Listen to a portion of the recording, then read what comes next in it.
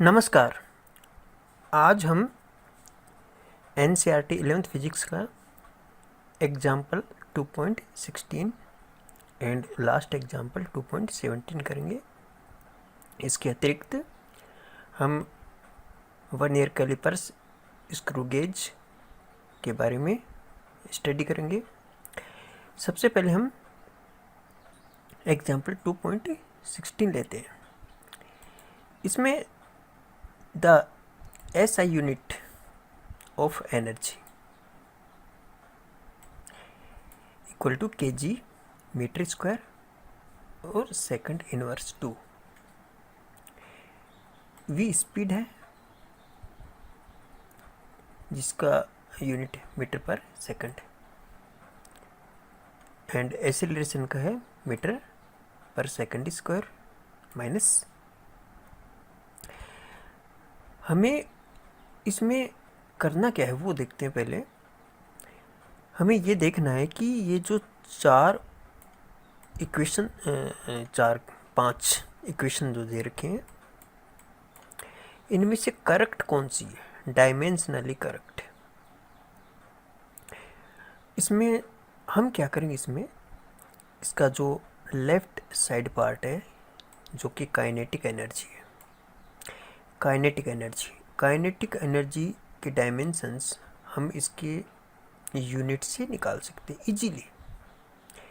वैसे अगर हमें फॉर्मूला पता है, किसी फिजिकल क्वांटिटी का फॉर्मूला अगर हमें पता है तो हम उससे आसानी से यूनिट निकाल सकते हैं, और यूनिट पता है तो हम आसानी से डायमेंशन निकाल सकते हैं। जैसे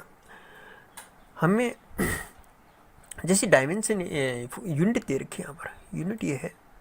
अब इससे हम इजीली देखो कैसे इसकी डायमेंशन निकालते हैं। ये यूनिट है काइनेटिक एनर्जी की, वर्क की भी यही होती है, काइनेटिक एनर्जी की भी होती है। इसमें केजी की जगह हम जो सिंबल है डायमेंशन का कैपिटल M वो रख देंगे, और इस पर जो पावर है वो कुछ नहीं है, इसलिए हम क्या रख देंगे इस पर 1। दूसरा है यहाँ पर मीटर का डायमेंशन जो सिंबल होता है L, पावर कितनी है 2 रख दिया। फिर है सेकंड पर -2 पावर है, तो सेकंड का जो है टाइम का जो सिंबल है डायमेंशनल वो है T, कैपिटल T, तो हम इसकी जगह कैपिटल T -2, ये इसकी होगी डायमेंशन। इजीली हम डायमेंशन कर सकते हैं, लिख सकते हैं। हमें क्या मालूम होना चाहिए, ओनली यूनिट का हम डायमेंशनल सिंबल रख देंगे, और उस पर जो भी इसका जो पावर है वो लगा देंगे। ये डायमेंशन हो गई इसकी काइनेटिक एनर्जी की। अब हम इसका जो लेफ्ट जो साइड की डायमेंशन है यानी काइनेटिक एनर्जी की डायमेंशन है वो हम मालूम कर लिए। ये आ गई M1L2 T-2। अब हमें राइट हैंड साइड की डायमेंशन चेक करनी है। अगर वो इस काइनेटिक एनर्जी की डायमेंशंस के इक्वल आ जाती है तो वो इक्वेशन करेक्ट है, नहीं आती तो करेक्ट नहीं है। अब हम क्या करेंगे, इसकी डायमेंशंस निकालते हैं बाकी की। जैसे फर्स्ट ए पार्ट है K = M² V³। M ये जो मास है, यहाँ पर M मास है, तो मास का डायमेंशनल सिंबल कितना होता है, कैपिटल M। तो कैपिटल M ऊपर पावर 2 है तो M2 कर दिया हमने ऊपर। ये है वेलोसिटी का जो डायमेंशन जो फॉर्मूला होता है वेलोसिटी का L1 T-1। इसका हम क्या कर देंगे, इसके क्यूब दे रखा है यहाँ पर क्यूब, तो ये हो गया M2L³ T-3। ये डायमेंशंस आ गई ए पार्ट की, जो इक्वेशन का जो इसका इक्वेशन का ए पार्ट है उसकी डायमेंशन आ गई है। अब ये बिल्कुल भी इक्वल नहीं है इसके, ये बिल्कुल भी इक्वल नहीं है, तो ये इक्वल नहीं है तो इसमें ये रॉन्ग है। दूसरा है इसकी जब हम डायमेंशंस निकालेंगे तो m1 मास की, और ये वेलोसिटी पर 2 स्क्वायर है, तो ये डायमेंशन आ जाएगी 1/2 m1 L2 t-2। ये और ये डायमेंशंस ये बिल्कुल इक्वल है, तो ये करेक्ट है। वैसे भी काइनेटिक एनर्जी का फॉर्मूला 1/2 mv² होता है, तो वैसे ही बिल्कुल दिख रहा है करेक्ट एकदम, है ना। थर्ड, इसकी डायमेंशन m1 L1 t-2 जो कि फोर्स की होती है, ये डायमेंशन फोर्स की है, जो करेक्ट नहीं है।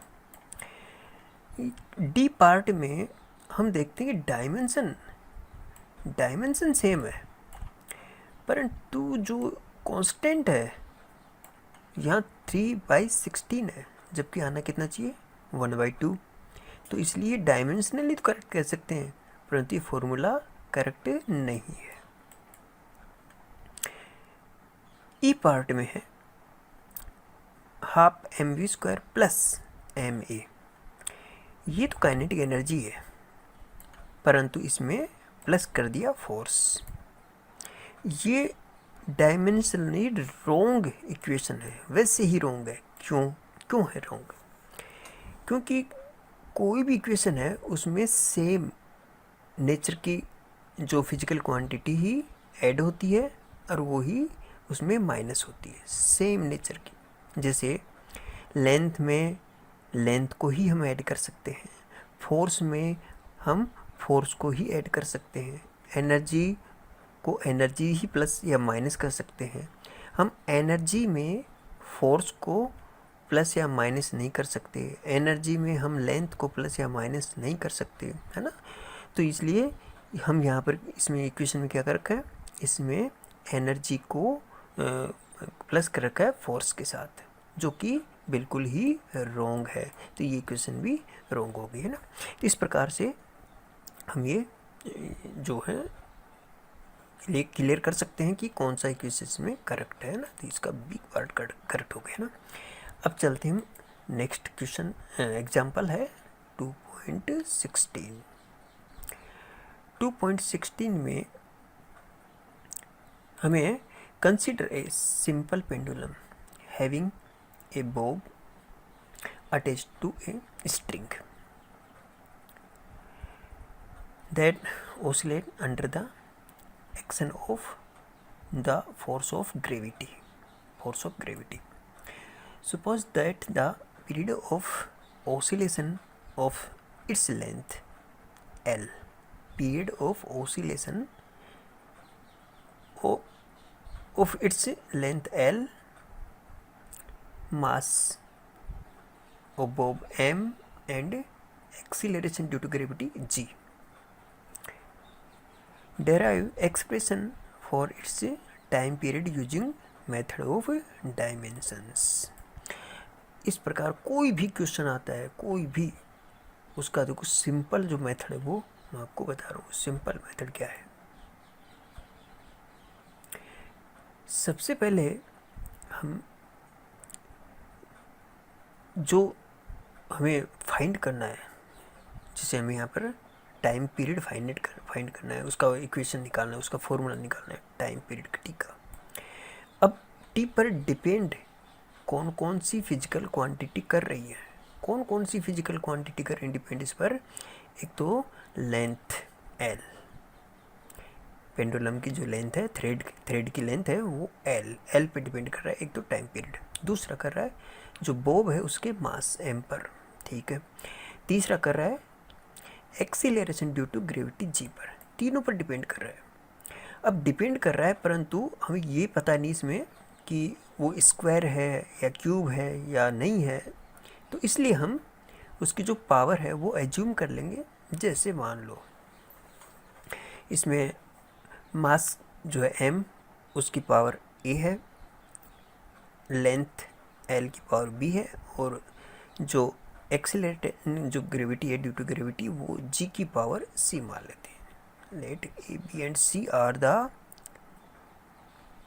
Exponents and k dimensionless constant है। जो हम यहाँ जो प्रोपोर्शनल हटाएंगे तो यहाँ लगाएंगे कांस्टेंट।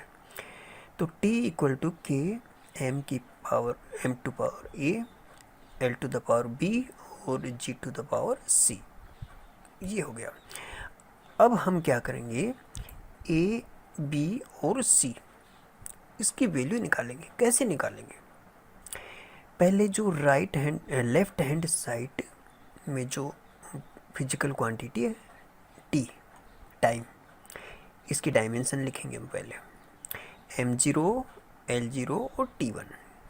मास भी इसमें 0 है और लेंथ की डायमेंशन भी 0 है, सिर्फ ओनली t है तो t1 कर दिया। राइट हैंड साइड में के m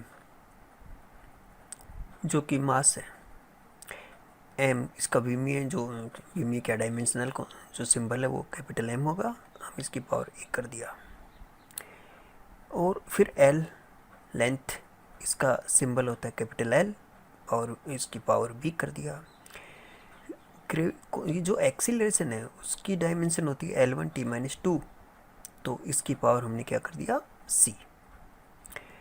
और इसके बाद में हमने किया कि m की जो है power a, l to the power क्या आएगा, b तो है, ये b तो है, और उसके बाद में ये देखो L1 और ये C1 ये C, तो ये हो जाएगा LC, तो ये दोनों क्या हो जाएंगे प्लस, तो हम लिख देंगे L to the power B plus C।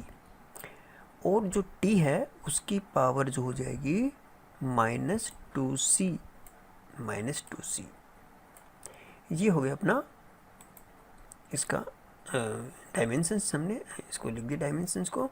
इसके बाद में हम चलेंगे आगे, कंपेयर करेंगे डायमेंशंस का कंपेयर करेंगे तो क्या होगा कि m को करते हैं पहले m, इधर m की जो पावर है जो a है, इधर m टू द पावर कितना है 0, तो a इक्वल टू 0, ये सिंपल इक्वल टू 0 आ गया। अब दूसरा है, हम पहले t को कंपेयर करते हैं। यहाँ t की पावर कितना है -2c, यहाँ t की पावर कितनी है ओनली 1, तो क्या करेंगे इसमें लिखेंगे -2c equal to 1। Therefore c equal to कितना आ जाएगा -1/2। फिर हम करेंगे compare l to the power यहाँ b प्लस c है, इधर कितना है 0, तो b plus c equal to 0, तो b इक्वल टू कितना हो गया -c। This equal to -c की वैल्यू ऊपर रखेंगे अपन, c की वैल्यू कितना रखा हमने -1/2 सॉरी 1/2 माइनस का यहाँ रख देंगे तो माइनस क्या हो जाएगा प्लस, तो c की वैल्यू हो जाएगी +1/2। इसके बाद में हम नीचे चलें, नीचे देखें अपन, तो हम a b एंड c हम तीनों की हम वैल्यू इसमें रखेंगे, a b और c की। तो t equal to k m to the power 0 क्योंकि a इक्वल टू 0 है, l टू द पावर 1/2 क्योंकि b इक्वल टू कितना है इसमें 1/2 प्लस का, और g टू द पावर -1/2 यानी c इक्वल टू है -1/2। अब हम 1/2 का मतलब पावर 1/2 का मतलब अंडर रूट होता है, g को नीचे ले आएंगे तो क्या हो जाएगा +1/2 हो जाएगा, तो ये अगर t equal to k l under root l 1/2 power है, और g नीचे आ जाएगा तो ये आ जाएगा under root l/g, this equal to 2 pi under root l/g। k की वैल्यू एक्चुअल में कितनी होती है, k की वैल्यू एक्चुअल में होती है 2 पाई, तो ये हमारे पास आ गया t equal to 2 pi under root l/g, जो सिंपल पेंडुलम के टाइम पीरियड का फॉर्मूला है। इस प्रकार से हम कोई भी फॉर्मूला को डेराइव कर सकते हैं with the help of dimensions, है ना। आज हम इतना ही करेंगे, नेक्स्ट वीडियो में हम करेंगे जो vernier callipers, screw gauge and list count of various instrument. Thank you.